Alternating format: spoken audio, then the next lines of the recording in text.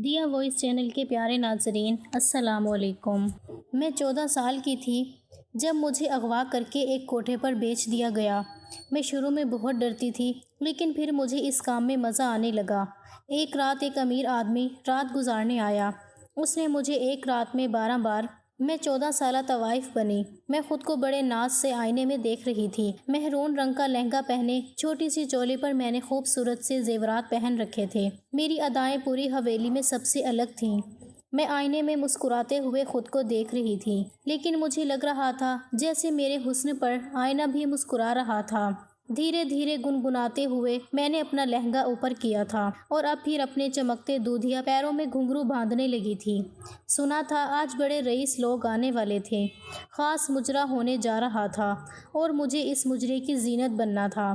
میرے اندر یہ آگ تھی کہ جو لوگ بھی حویلی میں رقص دیکھنے آئے ان کی نظریں صرف اور صرف مجھ پر جمیں۔ میرے ہوتے ہوئے کسی اور پر کسی کی نگاہ ٹھہرتی تو میرے اندر آگ جل اٹھتی۔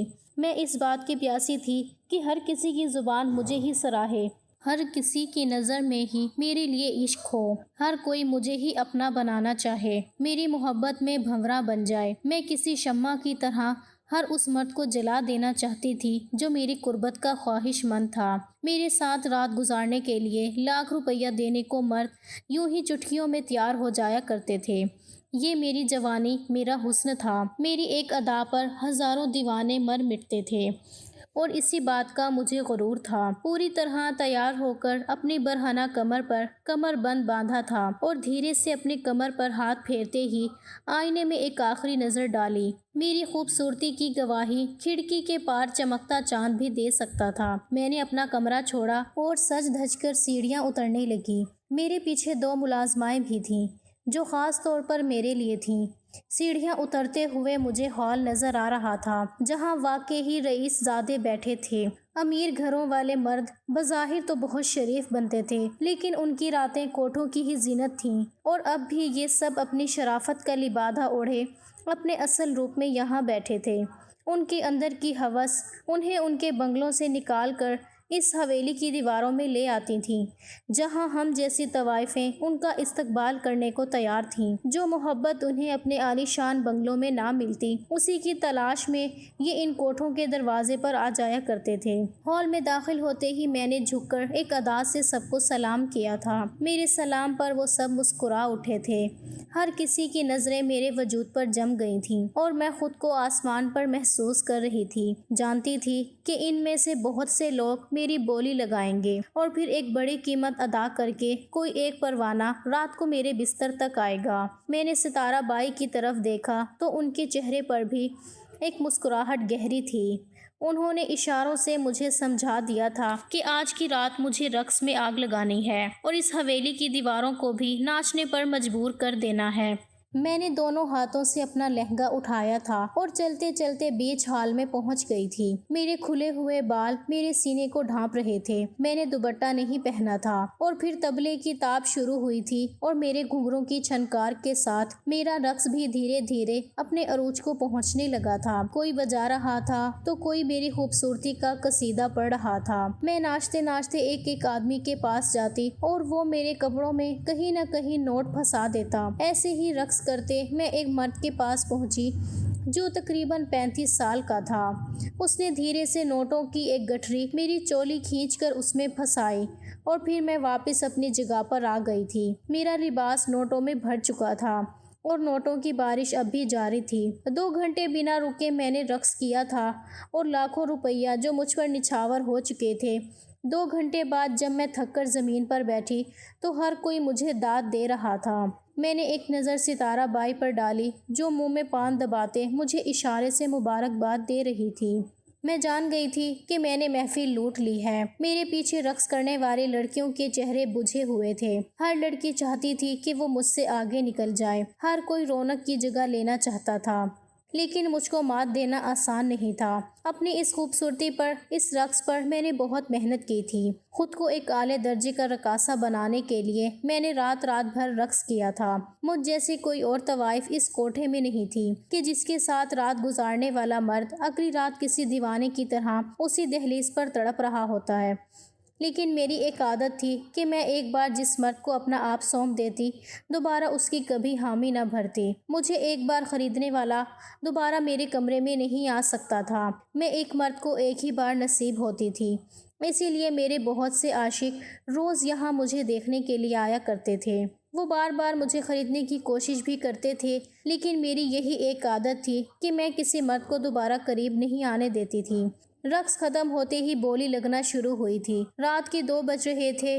ہر سیٹھ چاہتا تھا کہ وہ میرے ساتھ رات گزارے، اور ایسے میں اس سیٹھ نے میری سب سے زیادہ بولی لگائی تھی، جس نے میری چولی میں نوٹ ڈالے تھے۔ اس نے پہلے ہی لاکھوں روپے مجھ پر وار دیے تھے، اور اب وہ 3 لاکھ روپے کے بدلے میری ایک رات خریدنا چاہتا تھا۔ میری اتنی قیمت آج تک کسی نے نہیں لگائی تھی، اسی لیے ستارہ بائی نے مجھے اس کے ساتھ رات گزارنے کی اجازت دے دی۔ میں مسکراتے ہوئے اس آدمی کے پاس گئی اور اس کا ہاتھ پکڑ کر اسے کھڑا کیا۔ باقی سب حسد بھری نگاہوں سے ہمیں دیکھ رہے تھے، اور پھر میں اس کا ہاتھ پکڑ کر دھیرے دھیرے سیڑھیاں چڑھنے لگی۔ وہ میرے ساتھ ساتھ تھا۔ کمرے میں پہنچتے ہی میں نے اسے بیڈ پر بٹھایا اور دروازہ بند کر کے کنڈی چڑھا دی۔ نہ ہی میرا ہاتھ کانپا تھا، نہ ہی دل دھڑکا تھا۔ میں پوری طرح خود اعتماد تھی۔ یہ میرا روز کا کام تھا۔ پھر بھلا ہچکچاہٹ کیسی؟ اس سیٹھ کی نظریں میرے وجود پر جمی تھیں، مگر میں اسے نہیں دیکھ رہی تھی، بلکہ آئینے کے آگے کھڑی ہو کر میں نے بھاری زیورات کو اتارا تھا۔ کانوں سے لٹکتے بھاری جھمکے مزید پہنے رکھنا میرے لیے مشکل تھا۔ میں نے خود کو ہر الجھن سے آزاد کروایا تھا، اور پھر اس سیٹھ کے قریب جا کر اپنے دونوں ہاتھوں کو اوپر کر لیا تھا۔ وہ ناسمجھی سے مجھے دیکھنے لگا۔ میں نے اشارے سے اسے کمر بند کھولنے کا کہا تو وہ مسکراتے ہوئے اپنے لبوں سے میرا کمر بند کھولنے لگا۔ میرے وجود میں کوئی ہلچل نہ ہوئی تھی، کیونکہ مجھے اس بات کی عادت تھی، لیکن وہ مرد بہکنے لگا تھا۔ وہ کسی بھنورے کی طرح دیوانہ ہو رہا تھا، پروانے کی طرح جلنے کو تیار تھا۔ اس نے میرا کمر بند کھول دیا۔ میں تھوڑا سا جھکی تو میری چولی کا گہرا گلا میرے وجود کی رعنائیوں کو ظاہر کرنے لگا۔ اس کی نگاہیں میرے وجود کے آر پار ہونے لگیں۔ میں نے اپنے دونوں پاؤں علی کے دونوں پیروں پر رکھے اور اسے گھنگرو کھولنے کا اشارہ کیا۔ اپنے لہنگے کو میں نے تھوڑا سا اوپر کر لیا تھا۔ وہ میرے گھنگرو اتارنے لگا، ساتھ ساتھ اپنے لبوں کو میرے پیروں پر لگاتا جاتا۔ اس کے چہرے پر اور بھی ہوس بھری مسکراہٹ آ گئی تھی۔ میں اسے پوری طرح تڑپانا چاہتی تھی۔ مجھے اس کھیل میں بہت مزہ آتا تھا۔ جب میں اس کوٹھے پر آئی تھی تو صرف 14 سال کی تھی۔ اس وقت مجھے یہ دنیا بہت بھیانک لگتی تھی۔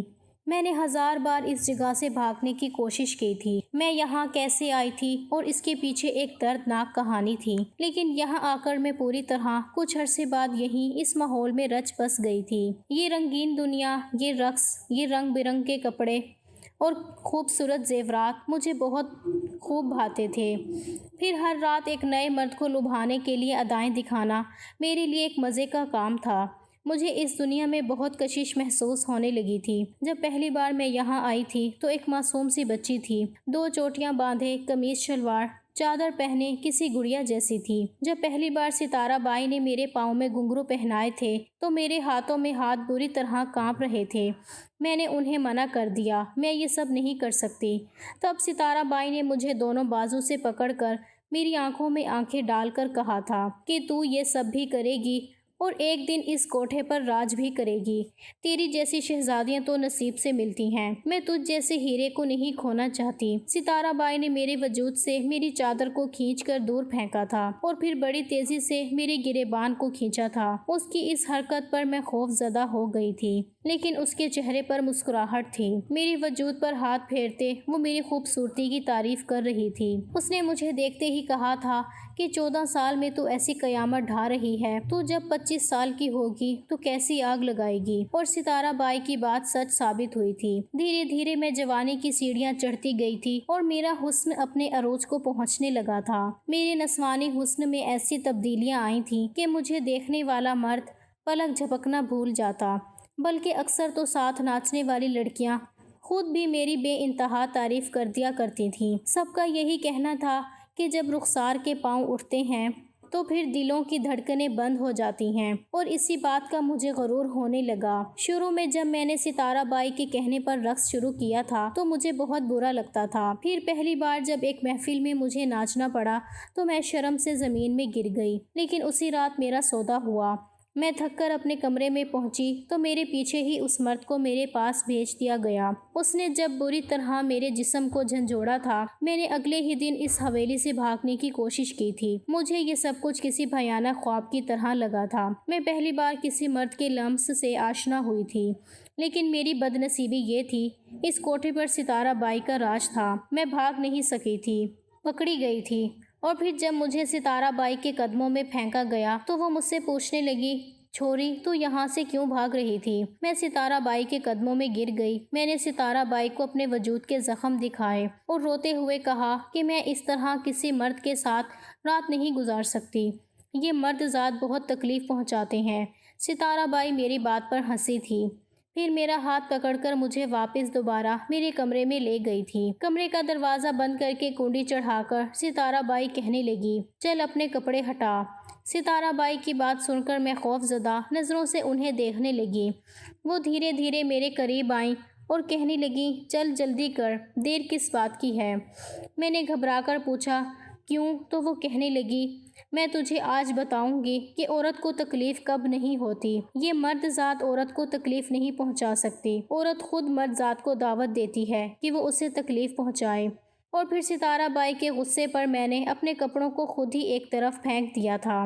ستارہ بائی نے کہا، بستر پر سکون سے لیٹ جا اور گہری گہری سانسیں لے۔ میں نے ستارہ بائی کی بات پر عمل کیا تو وہ خود مجھ پر جھک گئیں اور کہنے لگی، یاد رکھنا، تو بلی کی طرح پنجے مارے گی تو اگلا شیر بن جائے گا، تجھے شیرنی بننا ہے۔ وہ جنگل میں کیسے سکون سے بیٹھتی ہے، اسے کسی کا خوف نہیں ہوتا، وہ خود کو حالات پر چھوڑ دیتی ہے کیونکہ اسے پتا ہوتا ہے کہ حالات اس کی مرضی سے ہی چلیں گے۔ تو بھی اپنے آپ کو ہر مرد کے آگے کسی شیرنی کی طرح پیش کرنا اور پھر دیکھنا کہ وہ خود بھیگی بلی بن جائے گا۔ میرے کان پر جھکتے ستارہ بائی دھیرے دھیرے مجھے وہ ادائیں، وہ انداز بتا رہی تھی جس سے میں کسی مرد کو پوری طرح دیوانہ بنا سکتی تھی۔ ستارہ بائی نے مجھے ہر وہ گن سکھایا تھا جو شاید انہوں نے اس کوٹھے کی کسی دوسری لڑکی کو نہیں سکھایا تھا۔ ان کے لیے میں ان کی شہزادی تھی، بہت خاص، جس کی وجہ سے اس کوٹھے کی قسمت بدلی تھی۔ اس حویلی کی دیواروں میں پیسے کی برسات ہونے لگی تھی، اسی لیے وہ مجھے کسی ہیرے کی طرح تراشنا چاہتی تھیں، اور پھر میں ویسے ہی کرتی چلی گئی جیسے ستارہ بائی نے کہا تھا۔ انہوں نے مجھے اپنے کام سے لینا سکھایا تھا۔ میں مردوں کو اپنے کمرے تک لاتی تو اس کے بعد میں خود ان کے آگے پیش نہ کرتی، بلکہ انہیں مجبور کرتی کہ وہ میرے قریب آئیں۔ میں انہیں کسی دیے کی طرح روشنی دکھاتی اور وہ خود بتی کی طرح جل جاتے تھے۔ گزرتے اتنے سالوں میں بھول گئی تھی کہ میرا اصلی نام کیا ہے، میں کون ہوں، میں یہاں کیسے پہنچی ہوں۔ اگر یاد تھا تو یہی کہ میں ایک مشہور طوائف ہوں، ایک خوبصورت رقاصہ جس کے رقص پر ہر کوئی دیوانہ بھی ہو سکتا ہے۔ میرا نام رخسار ستارہ بائی نے رکھا تھا، میں نے اسی نام کو اپنی زندگی مان لیا تھا۔ میں بھول گئی تھی کہ میرا اصل نام عائشہ اختر تھا۔ میں ایک عزت دار گھرانے سے تھی۔ ہم بہت امیر نہیں تھے، لیکن میرے ماں باپ مجھ سے بہت محبت کرتے تھے۔ میں اپنے ماں باپ کی اکلوتی لاڈلی بیٹی تھی۔ میں نے اپنی زندگی میں ہر وہ چیز حاصل کی تھی جو میں چاہتی تھی۔ میرے ماں باپ نے مجھے رانیوں کی طرح ہی رکھا تھا، لیکن پھر ایک دن اسکول سے واپسی میں اچانک ایک گاڑی والے نے مجھے گھسیٹ کر اپنی گاڑی میں ڈالا تھا، اور اس کے بعد مجھے کچھ ہوش نہ رہا تھا، اور جب ہوش آیا تو میں نے خود کو ستارہ بائی کے کوٹھے پر پایا، اور پھر دھیرے دھیرے وقت کے ساتھ ساتھ یہی کوٹھا میری زندگی بن گیا۔ میری چھت، میرا گھر، سب کچھ یہ حویلی ہی تھی جہاں میں اپنے آپ کو کسی شہزادی کی طرح تصور کرتی تھی۔ اب بھی اپنے کمرے میں لانے والے مرد کے پیروں پر اپنا پیر رکھ کر میں نے اسے مجبور کر دیا تھا کہ وہ میرے تلوے چاٹے، اپنے آپ کو میرے قدموں میں نچھاور کر دے، اور وہ بالکل کسی دیوانے عاشق کی طرح میرے پیروں سے گھنگرو اتارتے میرے پیروں کو چوم رہا تھا۔ اس نے گھنگرو اتار کر رکھے تو میں ایک ادا سے اس کی گود میں بیٹھ گئی۔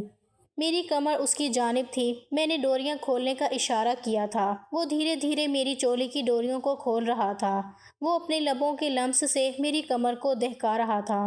میں جانتی تھی کہ آہستہ آہستہ میں اس پروانے کو جلا رہی ہوں۔ میں ان طوائفوں میں سے نہیں تھی جو گاہک کو دیکھ کر فوراً ہی خود کو بے لباس کر دیا کرتی تھی۔ مجھے اپنے گاہک کو ترسانا، اسے تڑپانا آتا تھا۔ میں دھیرے دھیرے محبت کا جام پلا کر ہی اپنے آپ کو کسی مرد کے حوالے کرتی تھی۔ اس امیر آدمی کے ساتھ بھی میں نے یہی کیا تھا۔ میں نے خود کو چولی سے آزاد نہیں کیا تھا، بلکہ صرف اسے ڈھیلا کیا تھا، اور پھر آہستگی سے میں نے اپنے لہنگے کی زپ کھول دی تھی۔